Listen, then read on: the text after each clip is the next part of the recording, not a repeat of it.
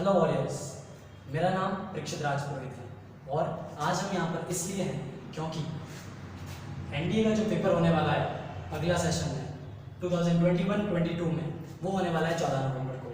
आपकी प्रैक्टिस काफ़ी अच्छी चल रही होगी और आपकी प्रैक्टिस को थोड़ा सा और बूस्टअप करने के लिए कुछ ऐसे टॉपिक्स जिनमें बच्चों को थोड़ा सा कन्फ्यूजन रहता है, ऐसे टॉपिक्स मैं आपके लिए लेके आने वाला हूँ। कौन से सब्जेक्ट के लिए? केमिस्ट्री के लिए। तो हम कुछ टॉपिक्स, मैं आपको जानकारी दूंगा कुछ टॉपिक्स की केमिस्ट्री के लिए, जो कि आपको हेल्प करेंगे पेपर में अच्छे से मार्क्स स्कोर करने के लिए। हिस्ट्री में बच्चों को दूसरा टॉपिक पढ़ेंगे वो है रिडॉक्स रिएक्शन। रिडॉक्स रिएक्शन में बच्चों को थोड़ा सा कन्फ्यूजन इसलिए होता है क्योंकि ये दो रिएक्शंस इसमें मेनली इन्वॉल्व होती है। वो हम एक एक करके उसके डिफरेंस पढ़ेंगे। पहला जो रिएक्शन इसमें इन्वॉल्व रहती है वो ऑक्सीडेशन, दूसरी रिडक्शन। ठीक है। ऑक्सीजन के मेन हम जो दो कंसेप्ट पढ़ते हैं, पहला ऑक्सीजन से रिलेटेड और दूसरा पढ़ते हैं हाइड्रोजन से रिलेटेड। तो सबसे पहले जो गेन ऑफ ऑक्सीजन होता है किसी भी रिएक्शन में, अगर ऑक्सीजन ऐड हो रहा है किसी भी एलिमेंट के साथ तो हम उसे क्या बोलेंगे? ऑक्सीडेशन। और इसी के कॉन्ट्राडिक्टरी में अगर किसी रिएक्शन से ऑक्सीजन का लॉस हो रहा है तो क्या हम बोलेंगे उसको? Reduction reaction. अगर मैं इस कंसेप्ट को हाइड्रोजन के बेसिस पे समझाऊं तो अगर किसी रिएक्शन में लॉस ऑफ हाइड्रोजन हो रहा होगा किसी एलिमेंट से रिएक्टेंट से प्रोडक्ट साइड पे, अगर हाइड्रोजन का लॉस हो रहा होगा तो उसे बोलते हैं हम ऑक्सीडेशन। और अगर प्रोडक्ट रिएक्टेंट से प्रोडक्ट साइड में अगर गेन ऑफ हाइड्रोजन हो रहा है तो हम उसे बोलेंगे रिडक्शन।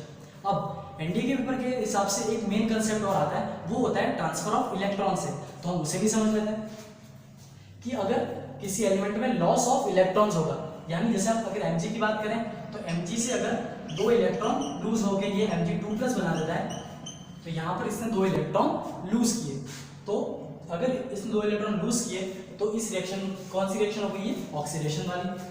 अगर फिर हम बात करते हैं गेन ऑफ इलेक्ट्रॉन्स की। गेन ऑफ इलेक्ट्रॉन का जो कंसेप्ट है, जैसे क्लोरीन का एग्जाम्पल लेते हैं। इसमें सबसे पहले क्लोरीन एक इलेक्ट्रॉन लेके क्लोरीन माइनस बना देता है, यानी इसने क्या किया? एक इलेक्ट्रॉन गेन किया।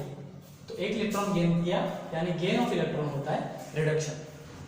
चलो अगला कंसेप्ट जो अपन बात करेंगे वो है कि ऑक्सीडेशन में पॉजिटिव वैलेंसी ऑफ एलिमेंट पे क्या फर्क पड़ता है। तो एक बार आप खुद इस वीडियो को पॉज करें और थोड़ा सा सोचें। देखिए, अगर हम पॉजिटिव वैलेंसी की बात करेंगे यानी ये वाला पॉजिटिव चार्ज, तो जैसे जैसे इलेक्ट्रॉन लूज करेगा कोई एलिमेंट तो वैसे वैसे उसके ऊपर पॉजिटिव चार्ज बढ़ता जाएगा, यानी जो पॉजिटिव वैलेंसी ऑफ एलिमेंट है वो इंक्रीज होता चला जाएगा ऑक्सीडेशन रिएक्शन में। और उसी की तरह अगर हम देखें नेगेटिव वैलेंसी ऑफ एलिमेंट, तो जैसे जैसे इलेक्ट्रॉन को गेन करेगा यानी इलेक्ट्रॉन का एडिशन होगा, वैसे वैसे नेगेटिव चार्ज बढ़ता जाएगा। जैसे एक इलेक्ट्रॉन लिया तो माइनस बनाया, अगर दो इलेक्ट्रॉन लेगा कोई तो -2 आ जाएगा, कोई 3 लेगा तो -3 आ जाएगा। तो नेगेटिव वैलेंसी ऑफ एलिमेंट जो होती है वो भी इंक्रीज होती है इसके साथ, जैसे जैसे रिडक्शन रिएक्शन होता है। फिर दो टर्म और आते हैं जिनमें बच्चों को अक्सर थोड़ा सा कंफ्यूजन रहता है, वो ये है कि यार ऑक्सीडाइजिंग एजेंट क्या होता है और रिड्यूसिंग एजेंट क्या होता है। तो देखो, जैसे एजेंट की अगर अपन बात करें, एजेंट का मेन काम क्या होता है? दूसरों को हेल्प करना। ठीक है। तो ये अगर ऑक्सीडाइजिंग एजेंट कोई है, कंपाउंड अगर कोई ऑक्सीडाइजिंग एजेंट है तो वो क्या करेगा? वो दूसरों को हेल्प करेगा, ऑक्सीडेशन रिएक्शन में वो हेल्प करेगा, यानी किसी दूसरे को ऑक्सीडाइज करेगा, किसी दूसरे कंपाउंड को ऑक्सीडाइज करेगा। और अगर खुद दूसरों को अगर ऑक्सीडाइज करेगा तो खुद वो रिड्यूस हो जाएगा। फिर अपन बात करेंगे रिड्यूसिंग एजेंट की, तो उसी तरह से रिड्यूसिंग एजेंट जो है वो दूसरे कंपाउंड को रिड्यूस होने में हेल्प करेगा और खुद ऑक्सीडाइज हो जाएगा। अब कुछ फेमस एग्जांपल्स हैं, ये हमें ध्यान रखना है। डायरेक्ट एग्जांपल पे भी क्वेश्चन आते हैं कि यार कौन सा स्ट्रॉन्ग ऑक्सीडाइजिंग एजेंट है, कौन सा स्ट्रॉन्ग रिड्यूसिंग एजेंट है। तो ये अपन को ध्यान रखना है। KMnO4 ये एक बहुत ही स्ट्रॉन्ग ऑक्सीडाइजिंग एजेंट है, इसके हम काफी सारे रिएक्शंस पढ़ते हैं। ये सल्फ्यूरिक एसिड ये भी एक स्ट्रॉन्ग ऑक्सीडाइजिंग एजेंट है। HNO3 है, Cr2O7 है, तो ये कुछ पॉपुलर स्ट्रॉन्ग ऑक्सीडाइजिंग एजेंट्स हैं।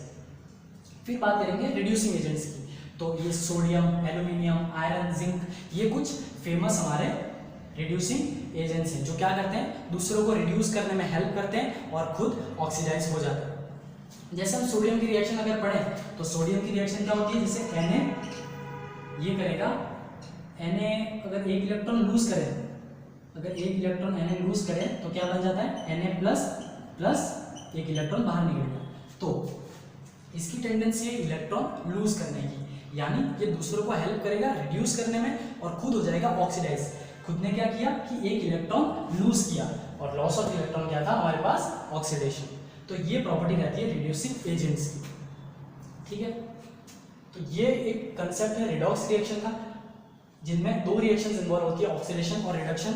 जो मेन इनके डिफरेंसेस रहते हैं वो मैंने यहाँ पर आपको दिखाया। उम्मीद करता हूँ कि इस वीडियो से आपको एक बेहतर अच्छा कंसेप्ट समझ में आया होगा और कुछ ना कुछ हेल्प जरूर मिली होगी। आप इसी तरह एनडीए की प्रिपरेशन को बूस्ट करते रहें और best of luck from my side.